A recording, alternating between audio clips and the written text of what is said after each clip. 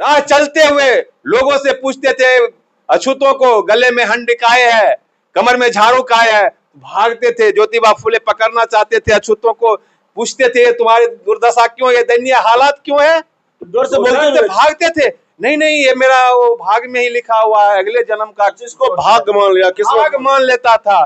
आज 11 अप्रैल है और 11 अप्रैल 1827 को भारत में एक महानायक का जन्म हुआ, जिनका नाम था ज्योतिराव फूले, जिन्होंने सामाजिक क्रांति लाई भारत में। और उस क्रांति का नतीजा हुआ कि भारत में आधी आबादी यानी महिलाओं का जीवन बदल दिया, कमजोर तबके के लोगों का जीवन बदल दिया, समानता का, बराबरी का अधिकार दिलाया, शिक्षा दिलाई। और उन्होंने वाकई में जो किया वह अतुलनीय है। नमस्कार, मैं हूं विजय कुमार और आप देख रहे हैं खबर पोस्ट। हमारे साथ हैं बहुजन एक्टिविस्ट विजय पासवान। हम आज इनसे बात करेंगे महानायक, सामाजिक क्रांति के महानायक महात्मा ज्योतिराव फूले के योगदान को आप किस तरह से देखते हैं। उनके योगदान को यदि देखना चाहते हैं तो महिलाओं की आज की महिलाएं जो है हवाई जहाज चलाती है, ट्रेन चलाती है, या इस देश के राष्ट्रपति प्रधानमंत्री भी बनी, आईएएस आईपीएस डॉक्टर इंजीनियर बन रही है, उसकी बुनियाद ज्योतिबा फुले थे। देश के तमाम महिलाओं को ऋणी होना चाहिए जिनके लिए कि उस महामानव ने उनके मुक्ति के आंदोलन की लड़ाई लड़ी। महिलाओं के साथ साथ देश के समस्त वंचित समाज, उनको भी समानता के अधिकार दिलाने की लड़ाई ज्योतिबा फुले ने लड़ी। या उनके योगदान है कि आज वंचित समाज जो अछूत होते थे, जिनको सड़कों पे चलने का अधिकार नहीं था, सड़कों पे चलने का अधिकार नहीं था, सड़कों पे थूकने का अधिकार नहीं था, जिनके गले में हंडी लटका हुआ था, उनके गले में जो टाई बना हुआ है, वह देन जो है ज्योतिबा फुले का है। ऐसे महामानव को हम आज नमन करते हैं कि जिनके आंदोलन के बदौलत आज हम लोग बेहतर जिंदगी जीने के लायक बने। जो इंसान भी नहीं समझा जाता था, आज हमें इंसान के लायक समझा जाता है। कहा जाता है कि 1848 में फूले साहब ने पहला स्कूल खोला महिलाओं के लिए, लड़कियों की शिक्षा के लिए। उसके पहले लड़कियों के लिए कोई सार्वजनिक स्कूल नहीं था, कोई स्कूल नहीं था जहां लड़कियां जाके पढ़ सके, बिल्कुल नहीं था। आज जीके भी उल्टा के देखिएगा, जीके में भी विद्यार्थियों को पढ़ना पड़ता है। देश की प्रथम बालिका जो विद्यालय कब खोला गया, तो 1848 में। उसके प्रथम महिला शिक्षिका का नाम ज्योतिबा फुले का धर्मपत्नी सावित्रीबाई फुले का नाम आता है। पुणे में खुला था, पुणे में खोला गया था। उससे पहले था ये भी कि 7 साल के अंदर 50 से अधिक महिलाओं के लिए स्कूल उन्होंने खोल दिया। एकदम सच्चाई है, यही सच्चाई है। उस समय उनसे पहले जो है महिलाओं की शिक्षा देने के अधिकार तो छोड़िए, स्वयं दर्जे का जीवन जी रही थी महिलाएं। तमाम तरह की जो है अधिकारों से वंचित जिंदगी जी रही थी महिलाएं। उन महिलाओं को जो शिक्षा दिलाने के लिए पहले स्कूल खोलते हुए दर्जनों स्कूलों जो महिलाओं के लिए खोले, जो आज ये महिलाओं की जो बेहतर स्थिति हम देखने को मिल रहा है। ये सोच के ही शहर जाते हैं हम लोग कि 200 साल पहले महिलाओं की क्या स्थिति थी। अगर फुले साहब नहीं होते तो क्या महिलाओं की स्थिति में बदलाव आता? महिलाएं की जिंदगी अभी यदि उस समय के इतिहास पढ़ते हैं, आज भी जो है रोंगटे खड़े हो जाते, सिरहा जाती है ना? आज भी अब समझ सकते हैं ज्योतिबा फुले शिक्षा के साथ साथ इस समाज की जो सबसे बड़ी कुरीति थी, अंग्रेज आने के कारण सती प्रथा पे प्रतिबंध लगा था। लेकिन बाल विवाह जो था, बाल विवाह के कारण महिलाएं विधवा हो जाती है, तो आजीवन उनको विधवा, बाल विवाह वही हुआ, कम उम्र में शादी हुई। शादी कम उम्र होने के कारण यदि पति मर जाते थे, उस औरत को जो है आजीवन जो है एक रूम में बंद, चार दीवारी के अंदर एक रूम में भी घर वाले उनको रखते थे, टुकड़े पे उनको पलना पड़ता था। अमानवीय क्रूर व्यवस्था था। हुआ क्रूर व्यवस्था कह सकते हैं कि जो उस महिला के साथ क्या बीतता होगा। बाल मुड़ा कर जिंदगी जी, समाज के हर तबके की महिलाओं की यही स्थिति, समस्त महिला, नहीं कि कोई दलित वंचित समाज की मना, समस्त महिलाओं की जिंदगी है जो ऐसे नारकीय जिंदगी जीने पर मजबूर किया गया था ये समाज के लोगों के द्वारा। विधवा दूसरी शादी नहीं कर सकती थी विधवा। और बाबा ज्योतिबा फुले ने इस कुव्यवस्था के खिलाफ लड़ाई लड़े। जो विधवा महिला थी उनको भी जो है अपने खुशहाल जिंदगी जीने का अधिकार दिलाने के लिए पुनर्विवाह करने का काम शुरू विवाह का प्रचलन शुरुआत करवाए थे। विधवा विवाह का प्रचलन फुले साहब ने शुरू करवाए थे ना जी, एकदम सही है। महिलाओं की जिंदगी में बहुत बड़ा बदलाव आया। रो रो के कांप कांप के मुंह छुपा के जीते थे, वह जो है खुले हवाओं में सांस लेकर जिंदगी जीने का काम महिलाएं की थी। यानी जिंदगी जो घुटन में बीतती थी वो खुले सांस खुले माहौल में सांस लेने मुक्त होकर महिलाएं हमारे। और बाल विवाह भी उन्होंने रोक लगा दिया। बाल विवाह पे रोक लगाए उन्होंने, कहे जो जब तक वयस्क नहीं हो जाती है तब तक जो उनको शादी नहीं होना चाहिए। फुले साहब कहते थे कि महिलाएं पढ़ेगी तो पूरी पीढ़ी बदलेगी, और इस पर इसका असर भी हुआ कि महिलाएं जब पढ़ने लगी तो जो अंधविश्वास था समाज में फैला हुआ, बहुत हद तक अंधविश्वास खत्म भी होने लगा। जो महिलाओं को शिक्षा पर जोर देने का मकसद ही ज्योतिबा फुले का यही था कि पुरुष यदि शिक्षित होते हैं तो एक व्यक्तिगत शिक्षित होते हैं, यदि महिला शिक्षित होगी तो पूरे पीढ़ी शिक्षित हो जाएगी।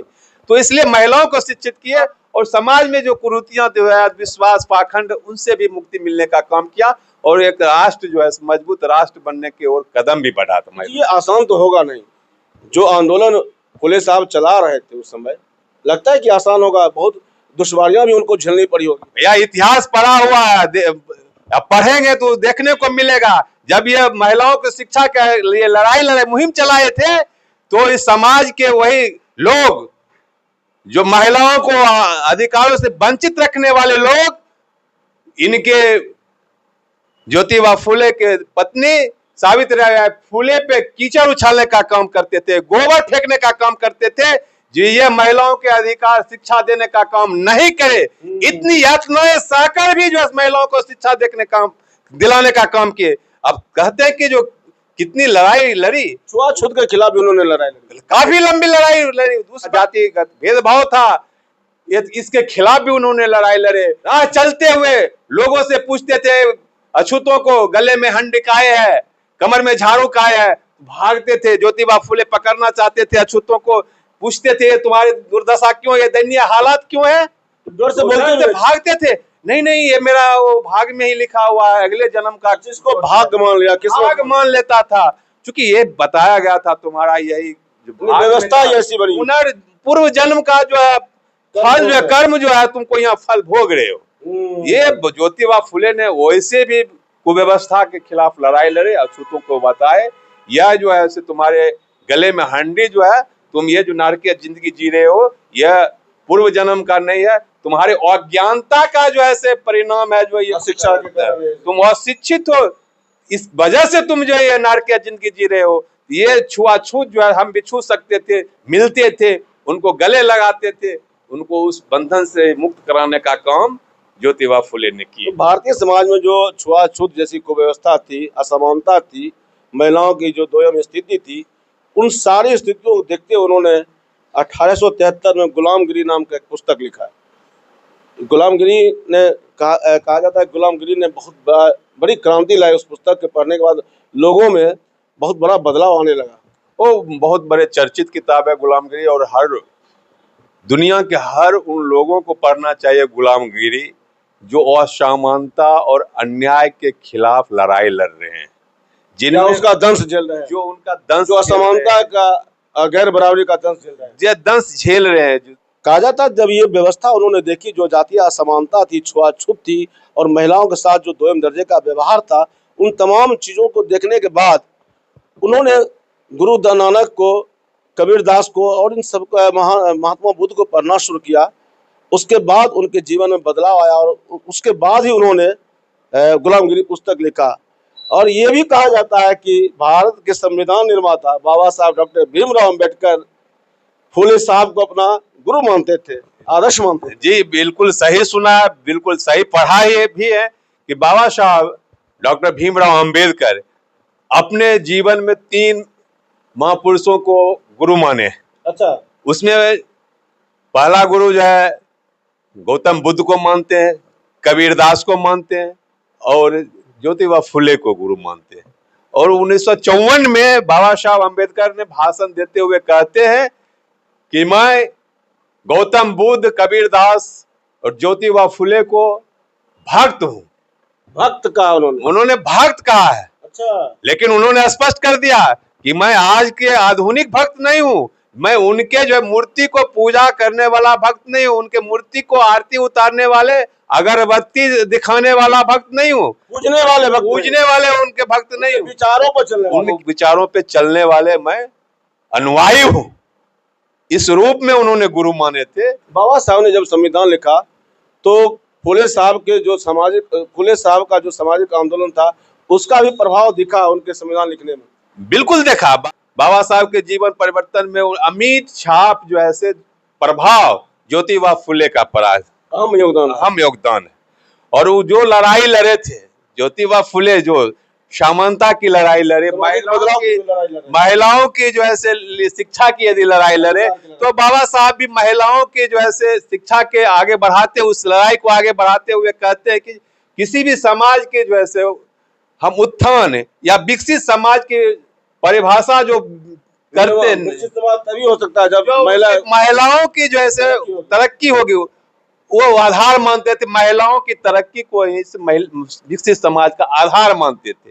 ज्योतिबा फुले के समानता की लड़ाई को आगे बढ़ाते हुए ही बाबा साहब अम्बेडकर ने संविधान में जो है समानता का अधिकार अनुच्छेद 14 में दर्ज करवाए, यानी उनको संवैधानिक दर्जा दिया, उनके आंदोलन को, उनकी लड़ाई को, सामाजिक न्याय, सामाजिक बदलाव की लड़ाई थे, उनको मान्यता संविधान में अनुच्छेद 14 में दी। इसलिए आज के तारीख में देखा जाए तो जो वंचित समाज है, जो महिलाएं, उनके जीवन में बदलाव आया, उनका जीवन बेहतर हुआ, तो ये कहीं ना कहीं फुले साहब का आंदोलन का देन है।